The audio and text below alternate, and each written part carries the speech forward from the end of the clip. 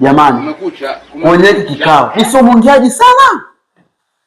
Ile dada yenu ana mengi zaidi ya kuongea. Afadhali nisimame kabisa. Jamani, mimi hapa ndani kila siku napika mboga. Nikipika mchana, jioni zimedokolewa. Haya, leo nimepika mboga za mchana, za jioni nimekuta zimedokolewa. Nani kadokoa? Na hii tabia huko ndani haikuwepo. Nani kadokoa? Wewe umedokoa? Wewe? Ni huku? Labda hao. Sasa hii tabia ndani nani? Ina maana hakuna aliyedokoa, si ndio? Hamna.